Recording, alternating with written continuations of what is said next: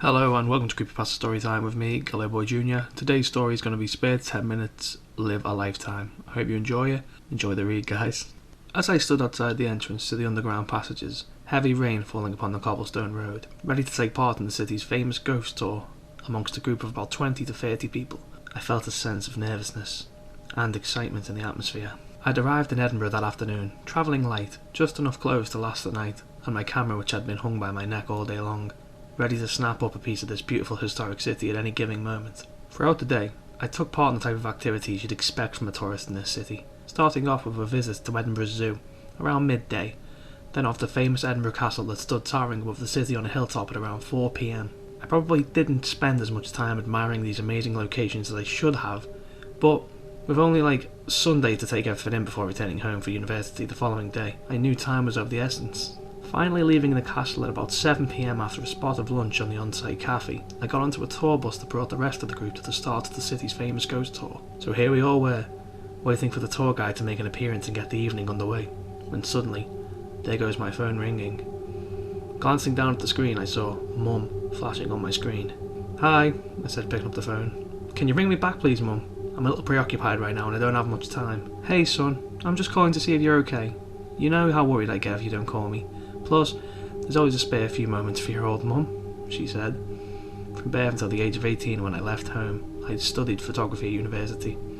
I was never closer to anyone more than my mum, so I could understand her concerns as I usually would make a note of contacting her on every Sunday. "I know, Mum, but I'm 18 now. You don't have to concern yourself," I replied reassuringly. "I'm up in Edinburgh at the moment. It's been quite a busy day, so it slipped my mind to get in touch. I'm just about to start the city's famous ghost tour." "It's okay, son," she said. "It's good to hear that you're okay. I'll let you get on with the tour. I feel you'll be safe now." "Safe now?" I laughed in confusion. "I'm sure I would have been safe even if you didn't call, Mum." "Hello?" I said as the line broke up.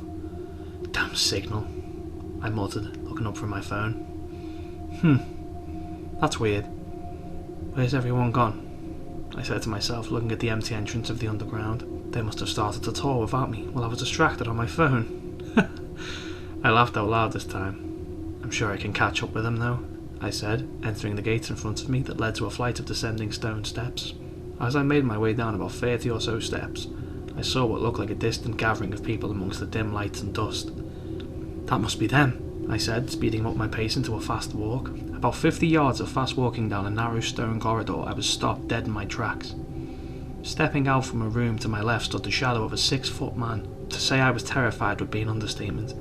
My heart began jumping into the back of my chest, the beating pushing from my lungs. I looked up at the figure in absolute panic. "Calm down," came a voice breaking what seemed like an eternity of terror and silence. Who are you?" I asked, stammering in shock. "The name's Edward McGregor," he replied, stepping from the darkness to reveal himself.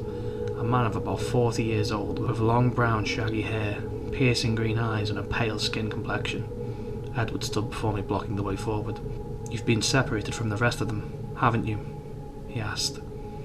"I just got held up outside on the phone and lost my concentration, so you could say that," I replied with a laugh, realising he wasn't some terrifying monster or ghostly apparition as I first thought. "This happens all too often. You've already missed the first 10 minutes of the tour," he said. "But it's your lucky day." "My lucky day?" I asked, bemused. "Yeah, your lucky day," he said again. "How though?" I replied, even more confused. The rain that flooded the graveyard above us was just too much for the foundations of these old corridors to hold. And now all but you lay dead beneath the collapse of the ceiling. "Give my kind regards to your mum for being great help," he said, walking off back into the dark room he came from.